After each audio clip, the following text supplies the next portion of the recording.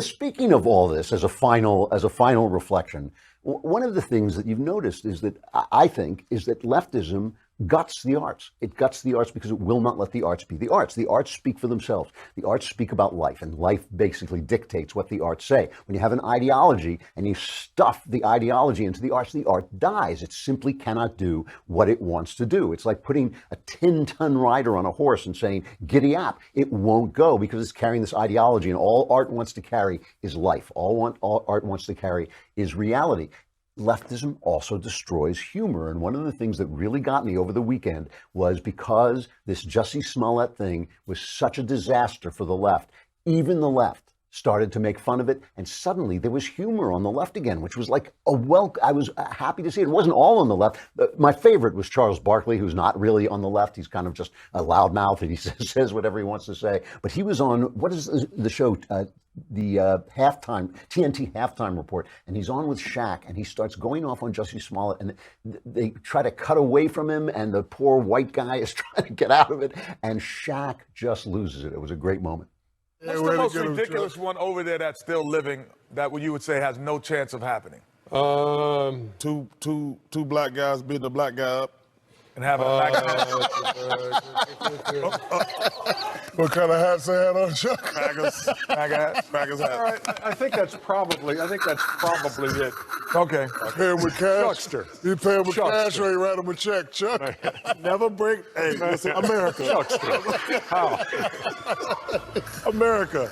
Let me just tell you something. What's that? Do not commit crimes with checks. Come on, man. You cannot, if you're going to break the law, do not write a check. Because you're writing a check that what? You're behind cash. Yo, man, you cannot. Cash up. Hey, get cash, man.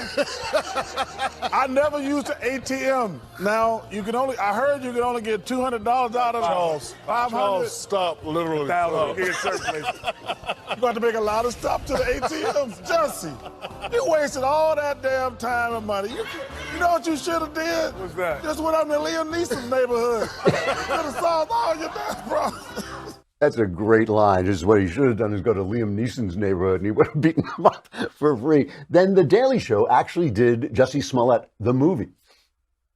I need to find a MAGA Trump supporter and get him to beat me up in the streets. And then I'll make more money. But you see, where would you find Trump supporters willing to participate in this risky scheme? I'm looking at him right now. I'm talking about you guys! And so the plot was hatched. I have a hat and a noose so that everyone knows I am a racist. Good. Good job. You got And it. I brought the bleach. Bleach? Why? I am so racist that I want to turn black people white. Critics are calling it the performance of the year. I love eating sandwiches at 2 a.m. Hey, aren't you that actor that is underpaid on the show Empire who is very famous? And gay. Yes, I am. Ow, okay, that really hurt. This is MAGA country. Jussie's lie. The only The gay Tupac.